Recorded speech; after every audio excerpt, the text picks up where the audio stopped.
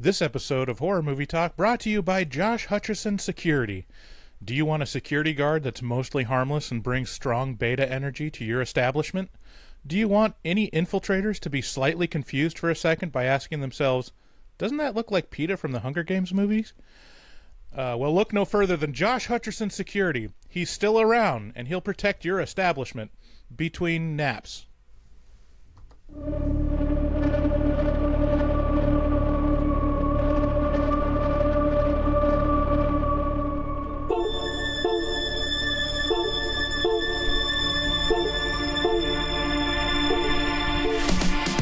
Is this a metal thing? Yes. Taste. David, what is this? It's pretty thick. Break. I have to kill a lot of people. Just tell me what you want me to fuck. I have big tits and a tiny vagina. Oil me up, Daddy. I can't believe that Bryce prefers big tits. Mistletoe alert. This is backcountry. This guy was a real jerk. How long can Ugo be pregnant? Chomp, chomp, chomp, chomp. Oh, she's such a dick, David. Okay, everybody, put on your corpse handling gloves. Ew. Hoodie Picasso. Horror. And we're back. It's Horror Movie Talk, fellas. This is Horror Movie Talk Sans Plus. I want to welcome everyone back. I'm the lone survivor, Bryce Hanson, and with me this week is Max Allen, the boy wonder. That's right, we're back and currently auditioning new co-hosts. So Max, don't screw this up. We'll see. We're going back to our roots and reviewing, get this, horror movies. New theatrical releases always get priority, but we'll also review older horror movies, both good and horrible. And this week, we're going back and watching a theatrical release. Five Nights at Freddy's. I always want to say Friday Nights at Freddy's. I know, you texted me Friday Nights at Freddy's, and that was like the most boomer thing you've ever done. I'm definitely going to have strong elder millennial energy on this one because I have no context for this video game at all. My kids, they could tell you everything about it. And they've never played the video game.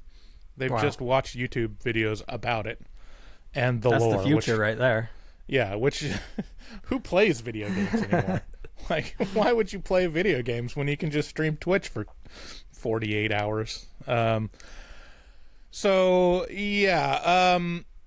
Before we get into it, please make sure you rate and review and subscribe on iTunes. We need those reviews more than ever as we're getting back into the swing of things. And honestly, we've been getting a lot of one-star reviews.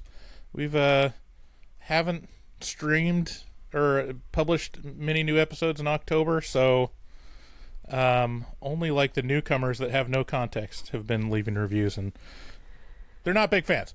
So for our fans, please, if you haven't, leave an Apple review. I will actually fight you if you left a one-star review. I will send you my address, we'll link up, we'll fist fight. Yes, and that's the end of Max. Doxed myself. Yeah. So, full video available on YouTube. Don't be a square. Be sure to share. Also, check out our Patreon at patreon.com/horrormovietalk. It's the equivalent of the adult section in your video rental store. You get to see things that no one else gets to see because you give us your filthy lucre. And, we are starting up. We paused Patreon in October while I was figuring out stuff, but we'll be starting that again. So if you're a patron listening, you will be billed in November. We're getting the afterpods back going, making some changes to the Patreon offerings, but that's still there, so go there. And if you want to leave a comment or a voicemail, go call 682-253-4468 and leave it there. I think we'll probably have David back to answer the most recent voicemails, so if you want to get that under the wire, leave a voicemail. David, what is this? Yeah, I need to change threw me that off intro. for a second. He's gone. He's not coming back. Get over it. I missed Get over him it, already. intro song. Again, we got a great show today. We don't need no stinking David. Again, we're going to be reviewing Friday Nights at Freddy's. We'll start out by giving a brief review and score for the movie. We score on a scale of 1 to 10. After we give our score, we'll get into spoilers and take a deeper dive into what we liked and hated about the film. Later on, we'll be playing some FNAF trivia, because I hear that the kids call it FNAF. You're in trouble, because I watched an 1.5 hour long video on the FNAF lore last night. So was it from Game Theory? It wasn't, but I thought about watching that one. Yeah, my daughter, who's 10, has assured me that Game Theory will tell me everything I need to know about FNAF. And I got about 5 minutes through the first one, and I was like, I don't care enough to... Mm-hmm. It's a very convoluted lore. It's pretty impressive. It's impressive given the fact the only thing I know about the video game is it's just spooky jump scares. You know? Right. Anyways, surprisingly, not a ton of in this movie. Yeah, not really. So, Five Nights at Freddy's the movie can be found in theaters now, as well as streaming on Peacock. Many remakes end up outshining the original, like John Carpenter's The Thing and Cronenberg's The Fly. But it's inevitable to still ask, do we really need a remake of Willy's Wonderland? It's only been 2 years since Willy's Wonderland broke new ground with the concept of a haunted Chuck E. Cheese whose animatronics attacked the nighttime security guard. Well, here we are, with Five Nights at Freddy's, which tells the tale of a haunted Chuck E. Cheese whose animatronics attack a nighttime security guard. Except this time, there's dialogue. Will this addition of character development and extra plot propel this remake into the lofty heights of The Thing and The Fly? Only time will tell. In evaluating Five Nights at Freddy's and determining what type of movie this is going to be, there's really only one piece of information that you need to know. It's starring Josh Hutcherson. So you can expect to get a rather harmless horror movie that has subtle moodiness. So you can go in, rest assured that nothing truly awful is going to befall the guy that played Peeta in the Hunger Games. Much like when I saw Brendan Fraser was starring in the 90s Mummy, when I saw that trailer when I was a wee boy, I wasn't that small, actually. I knew that it was going to be a goofy, harmless adventure movie. There's a couple, key people that you just kind of know what you're going to get when they're starring in a movie. I don't know much about Josh Hutcherson, but, the initial brand associations I get with that face is just it's like what's his name? Mark Ruffalo. It's I guess girls think he's attractive and he just looks mostly harmless. And the no one movies wants that to he see a is cutie get in hurt. Are not very intense. He's just kind of a nice, pleasant guy, you know? And he's a nice, bland protagonist to put in a relatively bland movie. Yeah, but I love Josh. I couldn't get enough to be fit. This is a very confusing movie, and it took until the end before I had any semblance of understanding of what was going on. Why were the animatronics haunted by murderous children? And why is sleeping on the job not a fireable offense for a nighttime security guard? These and other questions are half answered by a culminating reveal that will make you go, wait, what? Okay, whatever. I really don't know what people expected from an adaptation of a spooky video game, and I have little to no knowledge of the source material, but this is a movie. It feels like a movie and not just a factory of jump scares, which is what I would have expected, but in the end, it's also not that interesting of a movie. Most of the plot seems very tacked on and arbitrary. It's like a wacky Mad Libs of character development. Name a traumatic life experience that haunts a protagonist. Brother kidnapped when he was younger. Name a precocious attribute of the younger sister. Colors creepy and prescient drawings. Nothing particularly feels real or connected throughout the plot. And it resulted in me being pretty disconnected from the characters or having any real interest in the resolution of the story. As I was watching it, I was just waiting until the that there was going to be a reveal because it was very obvious that that's what they're going for, and that's exactly what happened. There's a reveal, and again, it feels like a wacky Mad Libs reveal. Like it's like a Scooby-Doo ending. Like, oh, it was Old Man Withers the whole time. And yeah, I give this a score of 4 out of 10. Mostly because I think we gave Willy's Wonderland a 3 out of 10, so it deserves at least one more point. But it's a pretty meh movie for me. How about you, Max? What do you think? I mean, you stole the score right out of my mouth. I'm also going to give it a 4 out of 10. Although I did give Willy's Wonderland a 7. So whoa, that's you know, that tells you how I view my horror movies. But it was just really boring. Really, it wasn't like awful, but it was not enjoyable to get through, and especially around like the 75% mark, I was like ready to go home. Right. And part of it was my theater experience. I texted you about this a little bit, but oh my gosh, I've never been to a theater with this amount of hype going on, and I'm not really a hype guy. I kind of just want to be left alone and watch a movie. I brought my wife, which we never see horror movies together because she doesn't like them, but she was interested in this one. And man, I wish I didn't bring my wife because she didn't want to be there the whole time.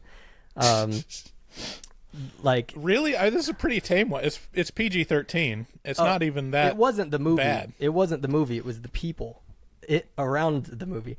Really? I mean, we went on opening night. Did you go on opening night? No, I actually streamed it on Peacock last night. You lucky bastard.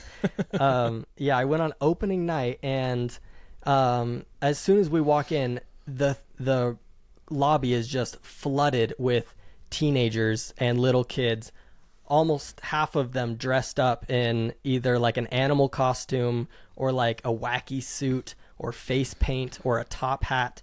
It was like really intense. It was like hard to get to the snack area because there's so many of them. And I, like, other than parents bringing their kids to the theater, I was probably the oldest guy there. Really? Yeah, it was an odd experience. And a little girl told me to shush during the movie. The movie hadn't even started yet. It was the previews, and I was just saying something to my wife, and then she was loud as hell the whole time. So that was my experience. I would have smacked her in the head. Yeah. Shush.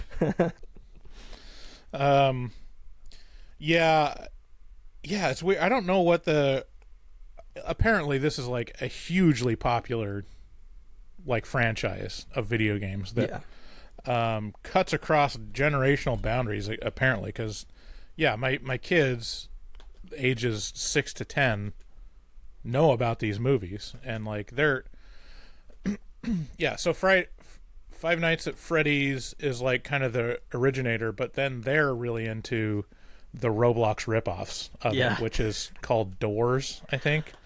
They play Doors? Yeah, they play Doors. Or I log on. See, I don't even think they play it. They just watch videos about it. I think they might play it. I'm not quite That's sure. just But they're funny on Roblox because me, all the as time. a 25-year-old man, I log on and play Doors with my buddies all the time. Oh, nice. We love that. So, well, they have a bunch of Doors like plushies that we got them last Christmas. Oh, that's so funny.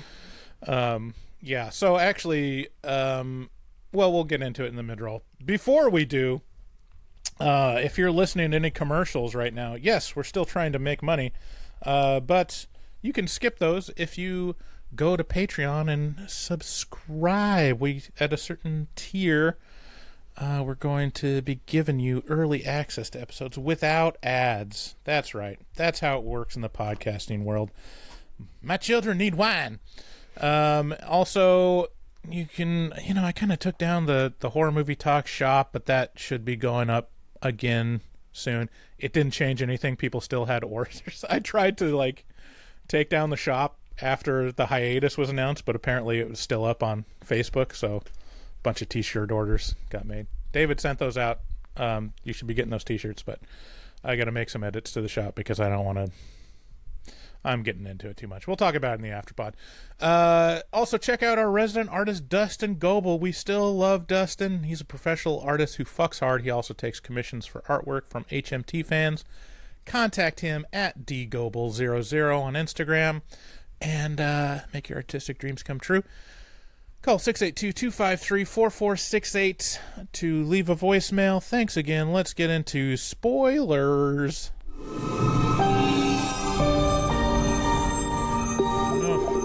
Where's my spoilers? There we go. I'm a little rusty today. Is that... Oh, the sun is streaming in and messing up my green screen. You look great. You look fantastic. Yeah, so I watched this last night on Peacock, and I actually got Penny to sit with me and watch it.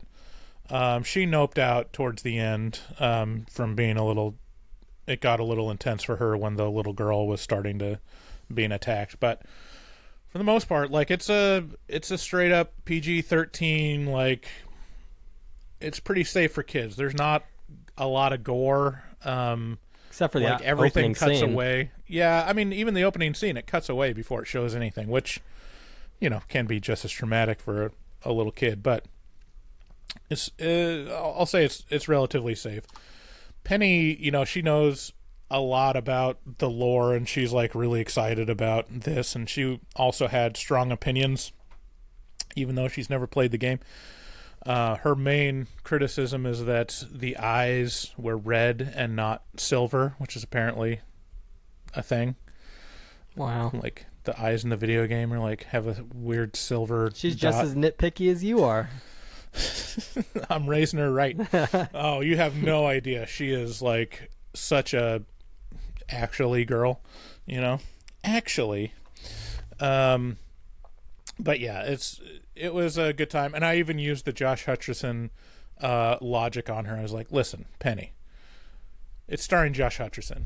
It's safe. Like, you don't have to worry about it too much." So, and even my wife was sitting next to us, and like the boys were in the other room, so it was like, it's not too intense if you're looking for a family horror movie.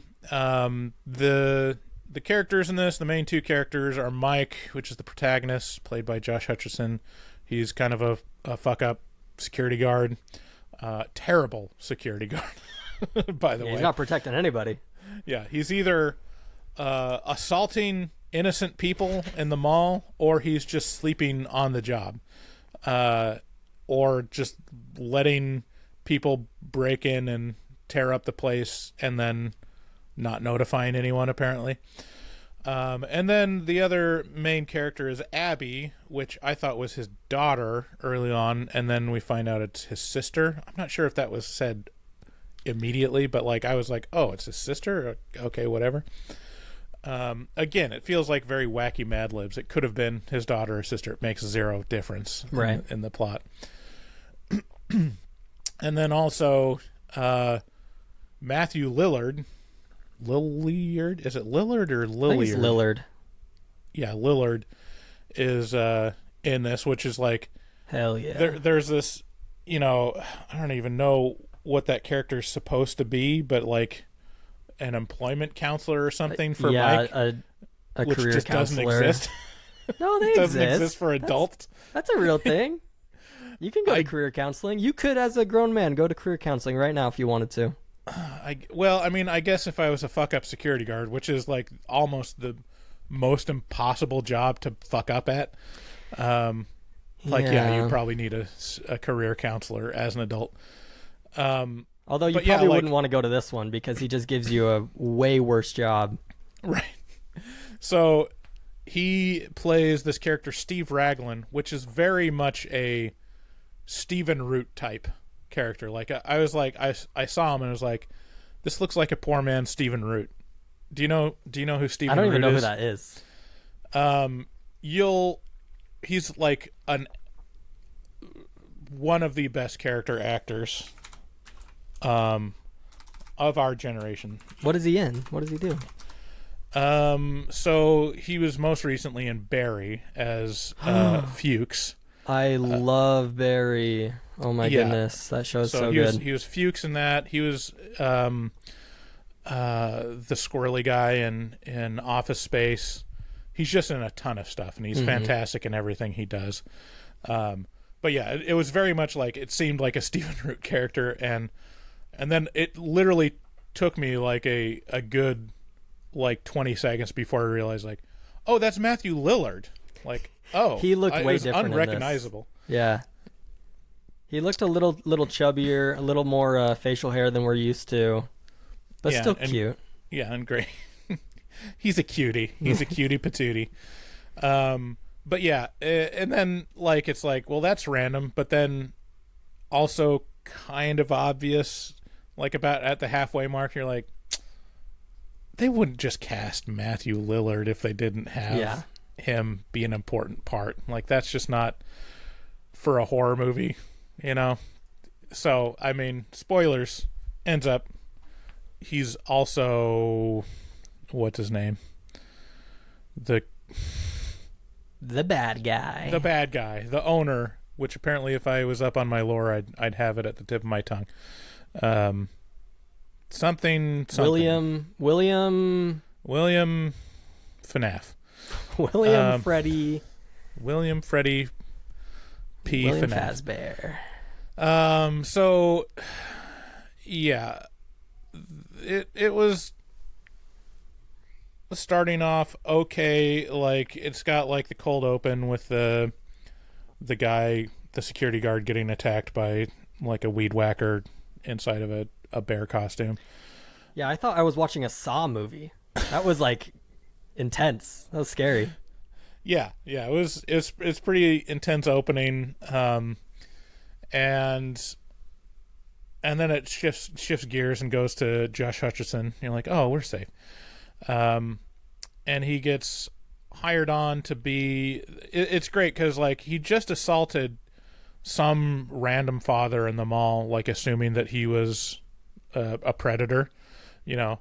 And you know, if you're a security guard, logically you'd think like maybe ask the kid if there's anything wrong, or if that's actually his father, before tackling him and beating the shit out of him or maybe just like do anything but like drown him in the fountain while punching him in the face over and over. Right.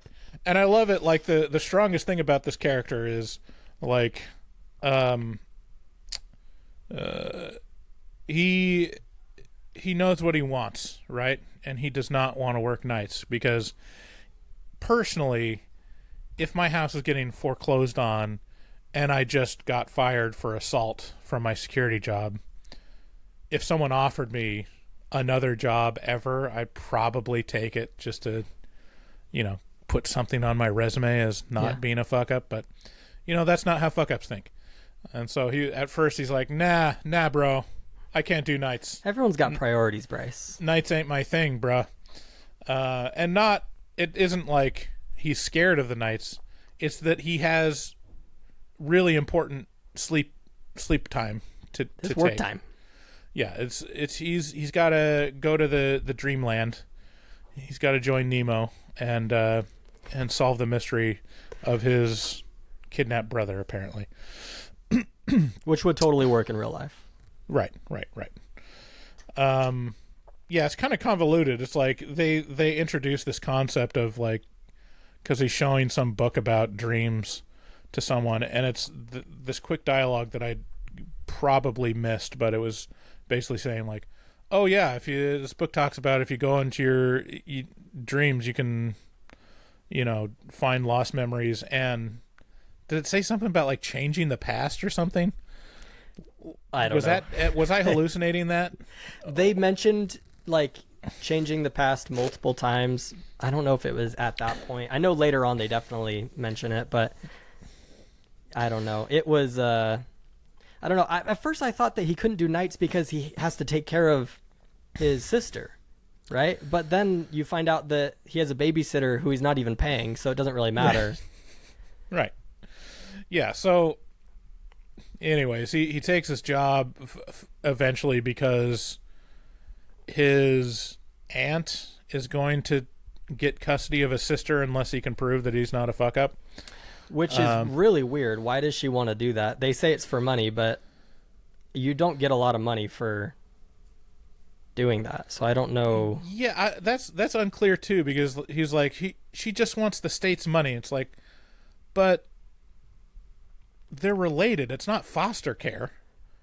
Like, I think you still get paid even if you're related, if you like are technically fostering them, but it's like $600 a month. It's not like they're paying you millions of dollars. Right. Yeah, is that true? You get money if you're just a relative? Because I assume that's like, it's literally next of kin. Like, the next of kin is responsible for you. I don't know. Maybe. Well, did you know that I was a foster dad for a little bit? No, I didn't. I was also a foster dad. I didn't. Did you know Wow. that? I didn't know that. How are we just living the same life? I know. Like, this is the thing. You know, we're testing this out with Max. You know, it really worked with David being completely different than me and having a different upbringing. And me and Max have almost the identical upbringing. We do. We both grew up Mormon. I think the difference is that we're a different generation. So, Yeah. growing up in the Mormon church in the 90s is much different than growing up in the 2000s, probably. Oh, for sure. I'm sure. Yeah. Anyways, yeah, go. What was your fostering experience? So we did it just because, like, maybe I'll go into more detail in the afterpod, but you know, we were gonna have a baby, and then we ended up not having that baby, and so we spent a lot of time preparing to have a kid in our home, and so we just decided to go for it. Unfortunately, we kind of learned it wasn't for us. It ended up not working out, but definitely like an eye-opening experience. Like, I got to be a dad for like a little while, which was weird. How long? Only a month. Did it for a Yeah. month. How old was the? She was 8, which is definitely older than we were looking for, but that's just what came up, and we wanted to be as helpful as possible. But yeah, it was tough. It was really tough. Yeah, I mean, ours was like even more random than that. Like, our ward, or our congregation for those that aren't Mormon, in when we were living in Kaiser, Oregon, there was a social worker that was in the ward, and he just called us up randomly because I think he knew. I mean, we were in our late 20s, I guess. Is that right? Or are we in our 30s? Anyways, like, we were starting to like think about having kids. I think Erin might have been actually pregnant at the time, but we got a call up from the social worker that was in our ward, and he said, we kind of have this emergency with these 2 kids that need placement, and your name came to mind. I know it's kind of bizarre, but he kind of felt like he had personal revelation that we would be a good candidate. And there was a teenage boy and his sister that needed placement, and really they wanted placement in the area that we live because they went to the high school that was like in our backyard, basically. Okay. We didn't want to take on both of them. That would be a bit much, but we took on the teenage boy. I think he was 14. He was like a freshman. And yeah, it was definitely eye-opening. Definitely like, you know, preparing to have a baby and being like, well, let's dip our toes in the water of parenthood. There was a couple things that like were eye-opening. Mostly just the amount of stress and anxiety you feel about, is the kid okay? Yeah. And like, what's the kid doing? And now that I've been a parent for a long time, it's like, they're not going to kill themselves. They're fine. Like, until I hear screaming, I'm not worried. But like just feeling the weight of responsibility for another person was pretty eye-opening. Mm-hmm. The kid was really interesting. He was very flamboyant young boy, like in he was very much like wanting to be famous, that was like his number one goal in life, was to be famous for just being him. Cool. And he was an interesting kid. not particularly talented at anything in particular, to be That's honest. a bummer. But he was very interesting, and like going through the most interesting thing about the whole process was getting the foster parent training, where it's like, Yeah. holy shit, like it they're like preparing you for the worst and just being like, hey, your shit's probably gonna get fucked up. Like your entire life is, these kids are not necessarily stable. Like, Yeah. and you've got to like They don't sugarcoat it. you got to kind of deal. And a lot of the parenting tips are like make you confused, which is like, yeah, don't like discipline them at all. Just kind of let them be who Yeah. they are, you know. And you're like, really, is that gonna work? So I mean, it was kind of eye opening from like the government training perspective, and then also like seeing the interaction between the parent, the kid's actual parent, and like the social workers, and because like I'd sit in on some meetings, or like the visitation times, and in this case, like it was kind of borderline of like, in my opinion, whether this kid should have been taken away from his parents. It was just mostly like instability. They didn't have, you know, a home at the time, and there was kind of a domestic thing that happened with one of the brothers that like made the state think that they were unsafe. But honestly, it in my opinion, it probably wasn't that big of a deal. But when you meet the parents, you're like, oh, these people are very unstable and kind of like not able to work in the system, which is like the biggest tragedy of like, oh, they're just not mature at all and are just going to yell at these social workers that are trying to work with them. And so it's like seeing someone say the wrong thing to a cop. You're like, ooh, don't say that. Just say yes, officer, and like give them the information and don't fight back, and like just make them feel like they're in control, and then they'll let you on your way. Like, anyways, we can talk more about it in the afterpod, but yeah, it's kind of interesting that like people are really amped to get a bunch of foster children and get paid, and it's like, yeah, it's not that much. It's like enough to and the half stress support a kid, and the effort and the time that goes into it. It's like, yeah, I'm sure someone's like dying to make that their day job. Well, it's weird. I mean, the kind of the horror stories, there's like the places that are kind of the mills for foster children, where it's like, oh, we've got a giant house with like 16 rooms. We just fill it with foster children and just kind of have chaos. But we get paid for it, so, you know, it's cheaper. You turn by that the into dozen. like a YouTube gaming house. Get all the kids. Wow, you tapped into it, Max. That is all a the kids some fantastic PCs idea. and How has that not been done yet? Foster care house, foster house, the foster house. and then have the family name be the Fosters. Yeah. And just work out perfect. Anyway, Borderline child labor, but it's fun.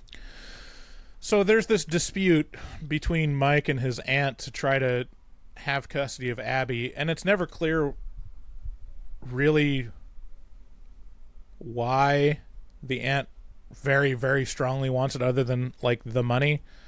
And then also it's like a completely droppable plot point. Like it doesn't actually have any impact on the movie, except for like the part where they try to sabotage him. But you can't sabotage his job because no one apparently gives a fuck if he's doing the job. There's no supervisor. There's Right. nobody there. So that's kind of a plot point. Mike goes to the place, and the first night, just kind of in looking around, nothing happens. He does find like a training tape for being a security guard, and this is one of those things that like pulls me out. That's like surprising, but they had, so it was a VHS tape. And, you know, to make it like VHS tapes or like analog stuff is being used a lot as this is creepy. Look how Right. creepy it is. It's got analog distortion on it. So like basically the entire film of Skinamarink was capitalizing on making people feel creepy about VHS like Yeah. distortion. But no one actually uses VHS.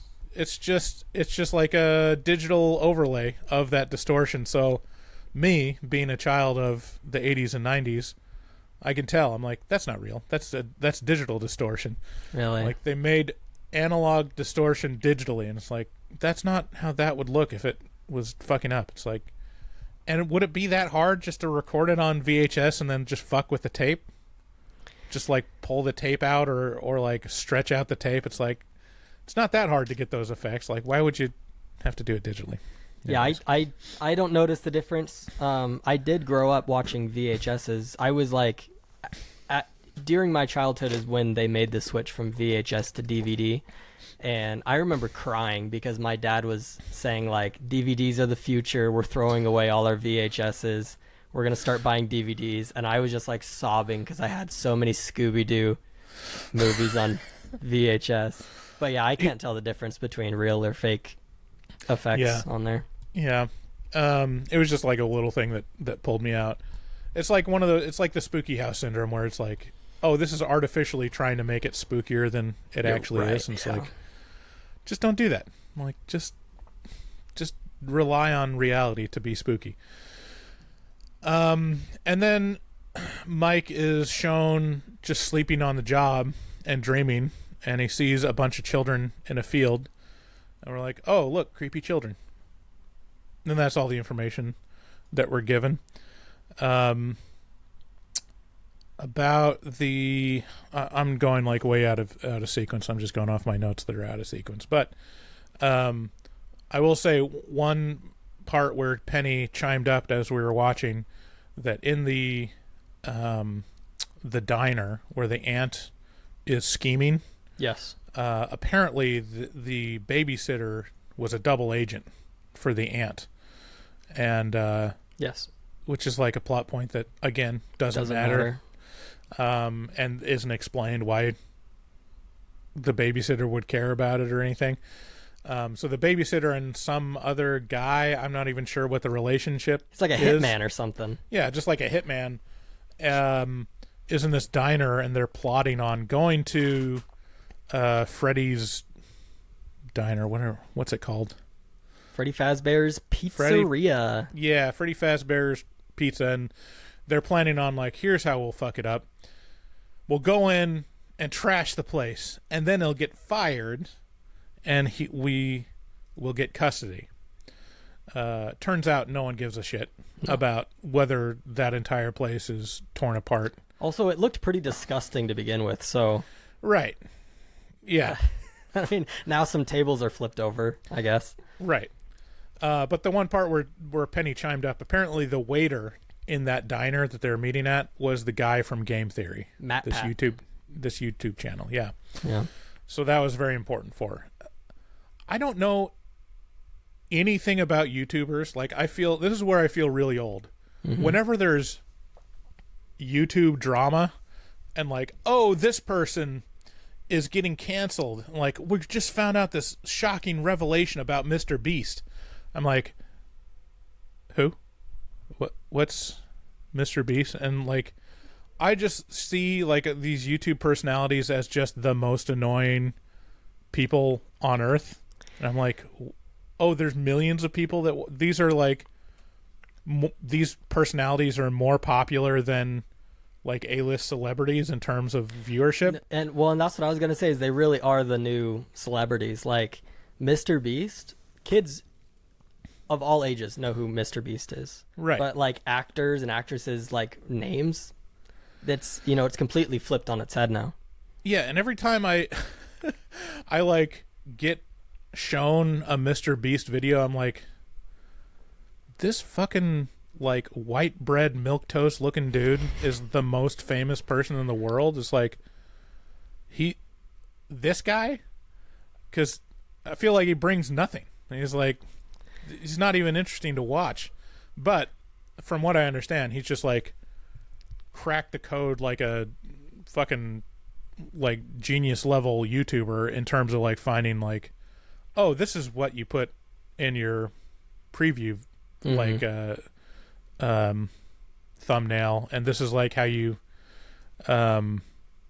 like pace the video, and it's like, okay, yeah, I mean, I get it, but I mean, to me it's like, yeah, that's what every attempt at viral YouTube video is like that. Like, isn't formula. everyone trying to figure that out? But yeah.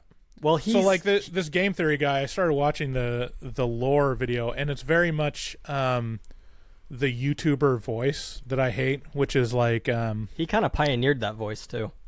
Did he? Yeah, he's like, because I thought it was who's that guy that reads the news that's like really famous for reading the news? Who reads the news?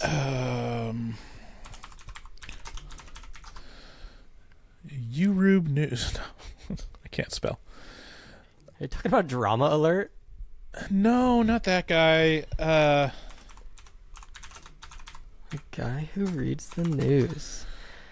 Philip DeFranco. Oh. Yeah, Philip DeFranco. Well, today Oh, we're you mean talking about Joji? everything we know so far about the manhunt for the shooter who killed 18 and... Yeah, so this guy, what bothers me is like the edits between breaths, basically, where it's like, and everyone's like has the cadence of like, they have the energy to read 5 words, and like they're just, I can like see it before the edit. They're like, I've got a script, I've got to get a good take of these 5 words, like high energy, and I've got to maintain that high energy for these 5 words, and then they do that for every 5 words. Mm-hmm. So like you hear them like, today we're going to be talking about Five Nights at Freddy's, and then like there's no breath. There's It's like, just a cut. today we're going to be talking about Five Nights at Freddy's. Freddy's is a exciting video game about a Chuck E. Cheese type establishment that's haunted. Five Nights at Freddy's is one of the like, it's like it like always like steps up, and then this guy, the game theory guy, also does the thing where it's like they use the gravel voice for emphasis. Yeah. He's like, and I got this. I can't even imitate it, but he's like, he does like the artificial gravel voice. I'm like, oh, this is so grating. It's so grating to me because like I can see the artificiality and like the edits in it where it's like, it's basically like dangling keys in front of you. It's like the equivalent of like, you don't have patience for it to take its time to like be a legit practice presentation. It's like, no, this guy's got to get this video out. He's got to put a video out every fucking day, and he's got only like an hour to record the material that he's going to use for a 20-minute video. Well, and why so, would like, I watch a video of a guy breathing when I can watch a video of a guy who doesn't breathe ever? That's a awesome. good point. That's a good point. I mean, the difference is like you don't have the raw material for the breathing edits. The breathing edits? Yeah, let me pull this up. So yeah, let me see if I can. Sorry, Matt Pat minor, also just... minor. No, here we go. See, when you edit out the breast, you miss the opportunity to make great edits like this.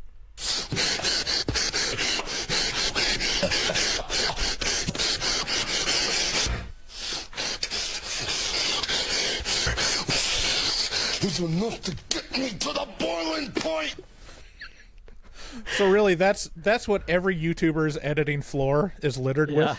Is literally, if you were to string together every YouTuber's cutout clips, it would be this.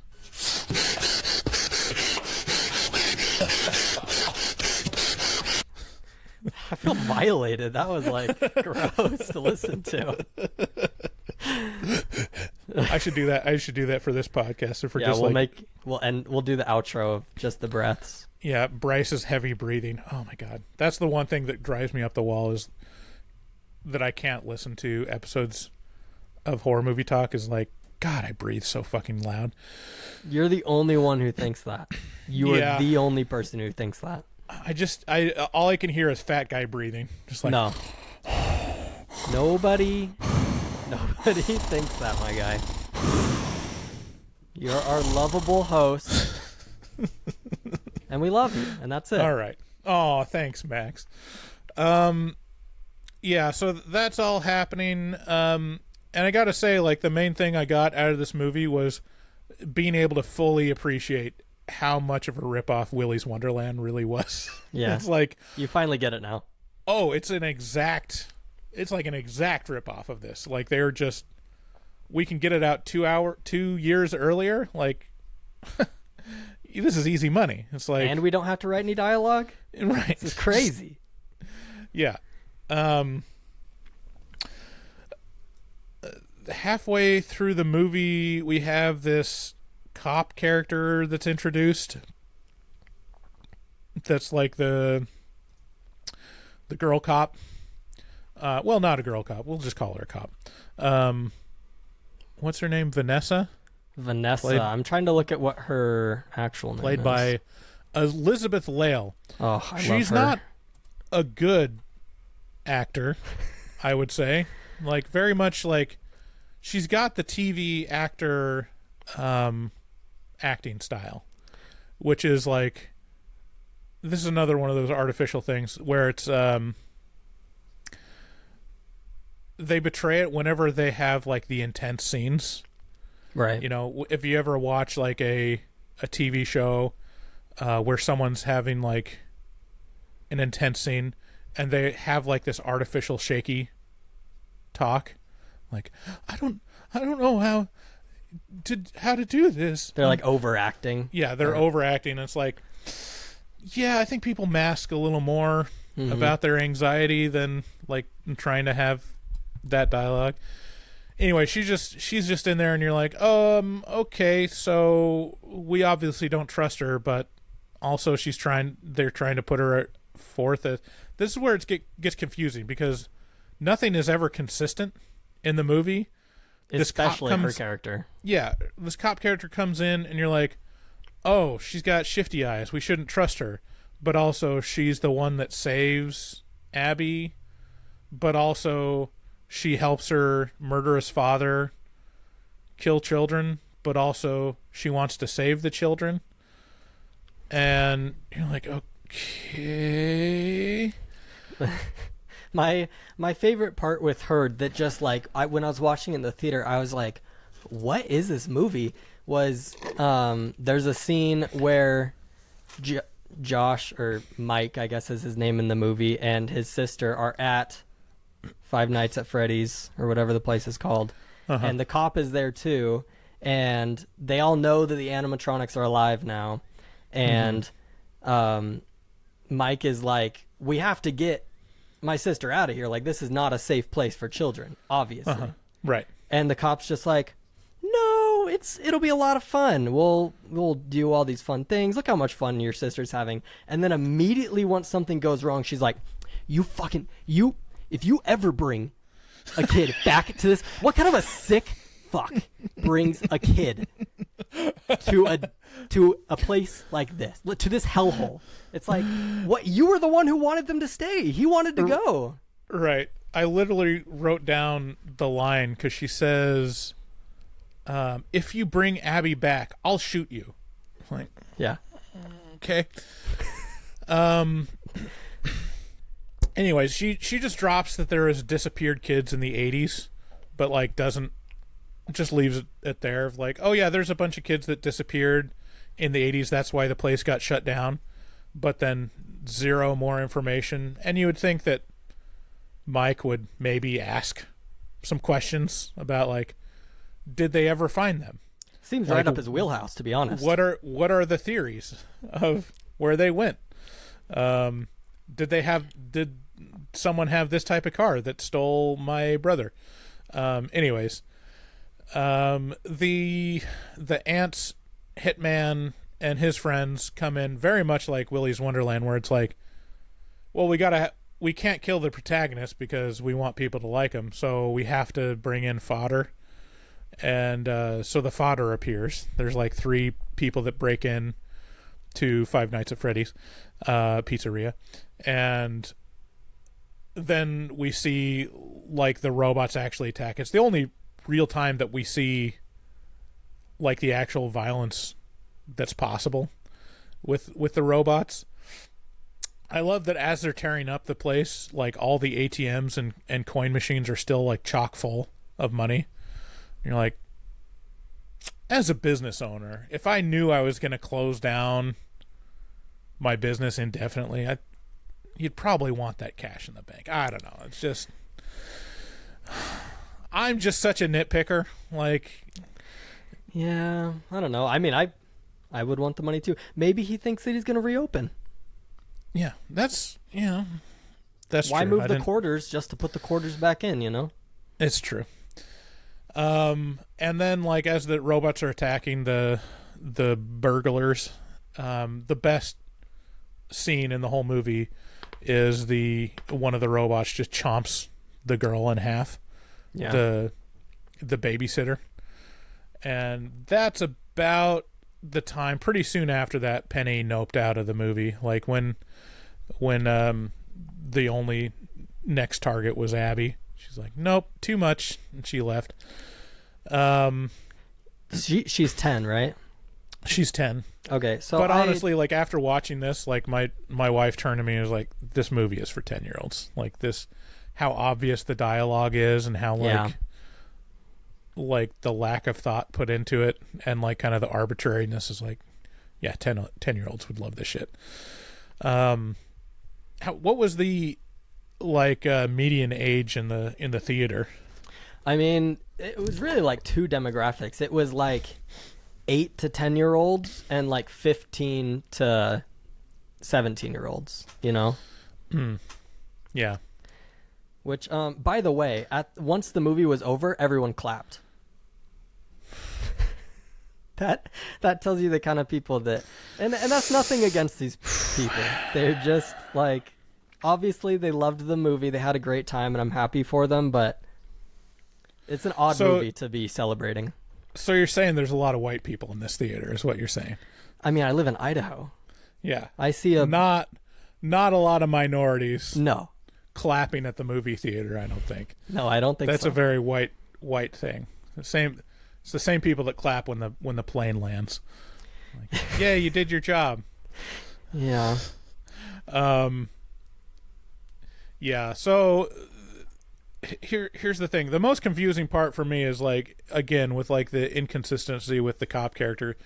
The most inconsistent thing is the story about these fucking robots. Like, okay, so they're bad robots and they're attacking anyone apparently, because they're not just robots; they're ghost robots. They're ghost robots haunted by the ghosts of children. Yes. So apparently these children are just like murderers and just want to murder everyone. But no. They want to murder most people, but they also want to capture other small children by murdering them. And you're like, but wait, why? So, and it's never explained, and then at the end is like the Deus Ex Machina with Matthew Lillard showing up as the creator. Yeah. And then he's like, no, I control the children. And they do my bidding. I'm just like, but wait, why would they do that? What? And then it's like, the reveal is that there's some child's crayon drawing of him in costume with the children, and then Abby corrects the drawing by showing the rabbit suit with a knife, and then all of a sudden the children are like, oh, he's bad, we'll kill him. Oh, that's the guy that killed me and stuffed me in an animatronic. Yeah, I forgot. Wait, what? Like this he's controlling him through this particular drawing. It just makes zero sense at all, like why these kids, like usually with a haunting or like, you know, The Ring or like these other horror movies where there's a haunting where they're tormenting people, like the end reveals like, oh, either they're just mistaken and they're like caught in this loop and don't understand that you're not a threat to them, or it's like, oh, actually they're super evil, like with the girl from The Ring. It's like, oh, they're super evil and want to kill everyone. And this is like, it's both. It is kind of both. Well, from the lore video that I watched last night. Okay. And they don't really explain this in the movie, but from what I gather, they want to kill the security guard because when the owner originally killed them, he was wearing like a security guard outfit. And so now they want to kill anyone who looks like that. And when children die, it's usually on accident just because the animatronics are actually really dangerous. So, okay. But chew on that for a little bit. It posits that in this movie that they're collecting the souls of more children. Yes. That is how the movie portrays it. Yeah. Okay, so, I mean, it's a very confusing movie, and, like, the resolution is not satisfying. Which at this time, by the point that it actually resolves, you're like pretty checked out. You're like, I don't care about these people. I don't care about like what the actual mystery is. Like it all just seems very arbitrary. And then by the time that the arbitrary ending comes, you're like, all right, okay, next, you know. So, yeah, I mean, it ends, and we find out that not only was the owner, creator of the restaurant, the killer of these children, but he also was the one that kidnapped Garrett, Mike's brother, that got kidnapped, and killed him, apparently. Which is a stretch to me. Which is a stretch, but also, why wouldn't Garrett be one of the little kids in the dream? Yeah.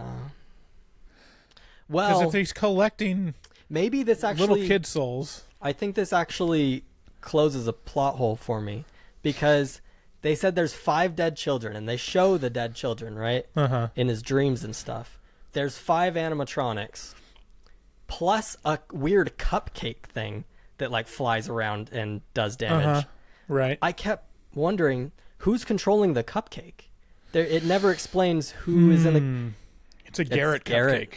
It's a Garrett cake. Wow. His brother really was in a pissed at cupcake Mike all along. All right.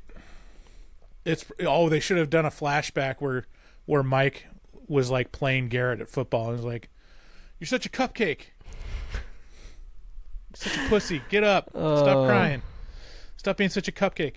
It's like would have tied it all together. It would have. Yeah, any of that stuff like from the past that like the connective tissue of like, oh, this is what ties all this plot together is like, again, it's not convincing at all, and it's a pretty unsatisfying movie.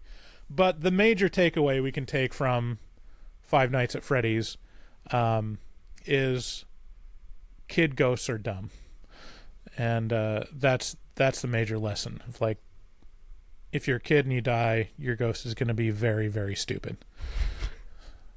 Well, kids are dumb. Yeah, kids are dumb. All right, so who would like this? Apparently, teenagers and 10-year-olds that are super into YouTube video that explains the convoluted lore of a video game. I think if you already like Five Nights at Freddy's, you'll just eat up the movie because you love FNAF content. But I know what that is. I saw the beer and I clapped. Yeah, that's almost exact. Like people were shouting out almost verbatim stuff like that the entire time.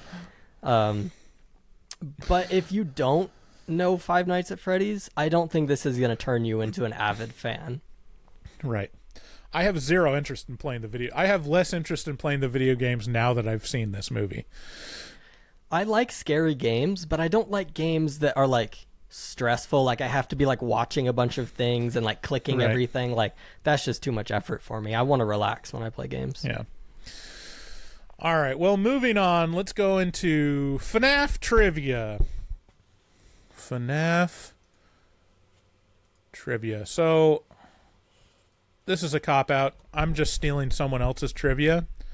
I'm just going to see how much you know Max about FNAF, which is an abbreviation for Five Nights at Freddy's.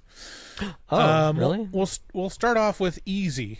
In Freddy Fazbear's Pizzeria Simulator, what item must be purchased in order to obtain the insanity ending? This is the easy? This is the I've easy. never played any of these games except for the first one when I was like 13, right? Is it Midnight Motorist Arcade, Lefty, Egg Baby, or Security Puppet? I'm going with Midnight Motorist. Wrong. It's Egg Baby.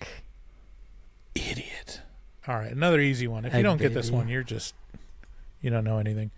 Which character did not receive a new skin during the Dark Circus event in FNAF AR? Foxy, Baby, Mangle, or Springtrap? I'm going Mangle. Locking it in. Wrong. It's Baby. Idiot. Baby. Who is Baby? I don't know. Oh, here we go. Easy. Easy. Max. Okay. What is the name of William Afton's daughter? Elizabeth. You got it. It's Elizabeth. Bum, bum, bum, bum, bum, bum, bum. I All right. watched a long video for that. All right. So you got 1 out of 3 so far. Okay. Let's move on to the medium tier. Who was the first recorded person to complete 50-20 mode in Ultimate Custom Night? Was it Markiplier, Remery, DJ Sturf, or Daco? The only one I know out of that is Markiplier, so let's try Markiplier and see if that's a winner. It's Remery. Who is Remery. Remery? Who are these people? It's this guy. Okay, that See? checks out, actually. That guy looks like he would beat it first. Yeah, he's crying. It's his life's biggest accomplishment. Okay. Which character from the Twisted Ones novel appears in merchandise but nowhere in the actual book?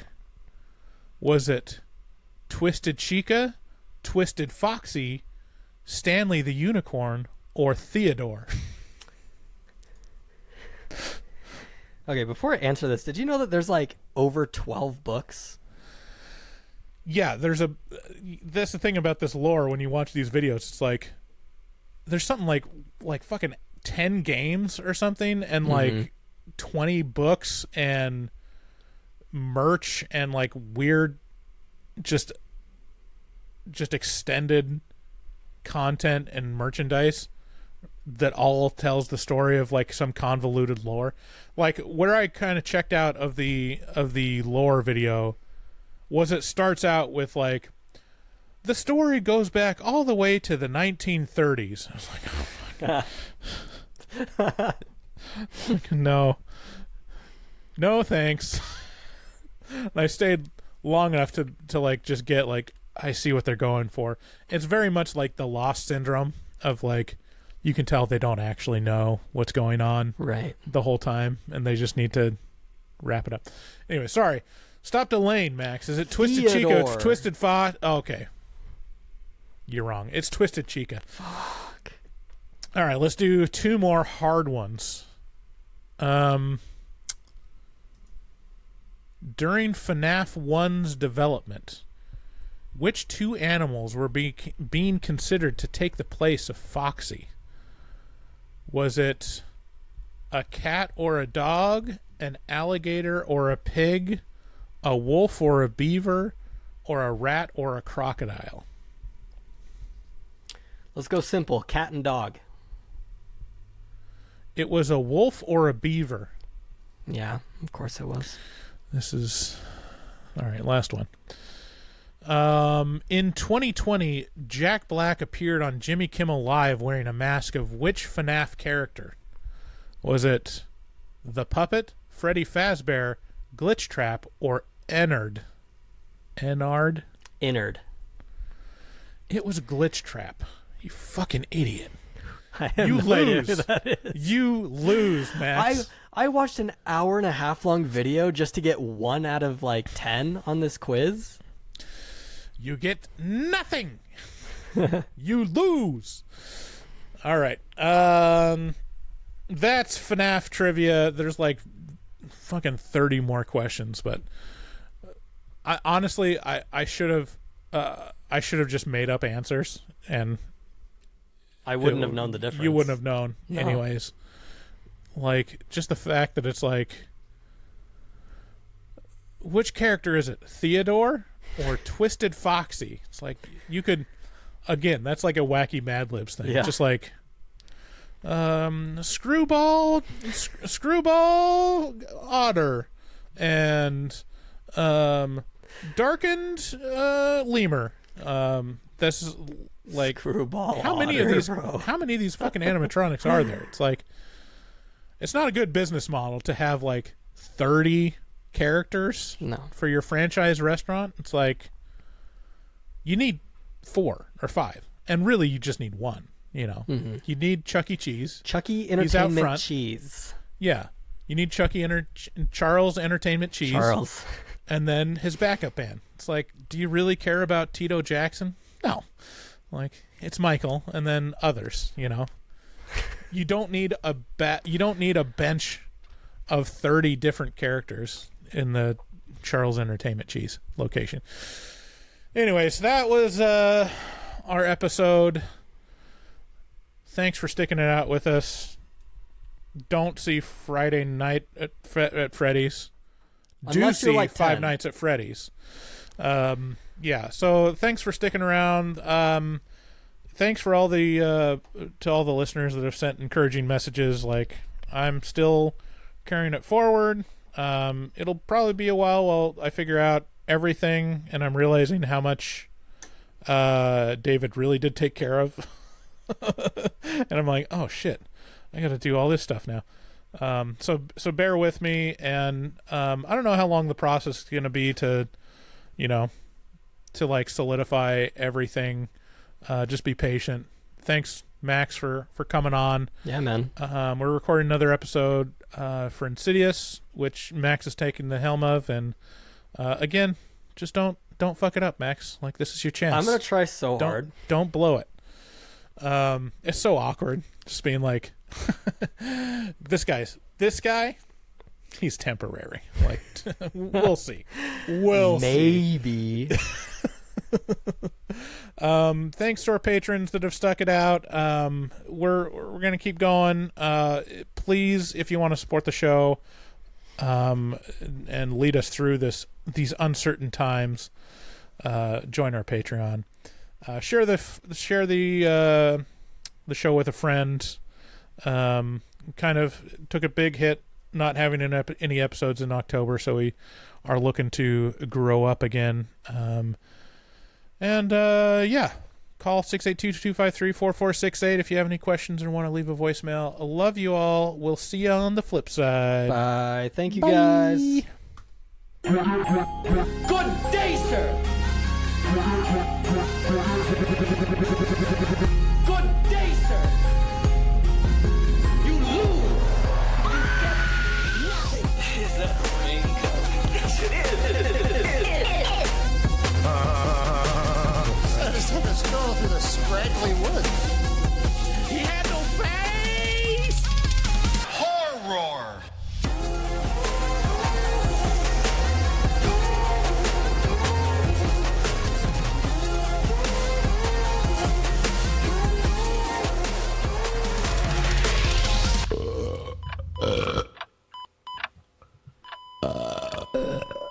Wow, that didn't sound good.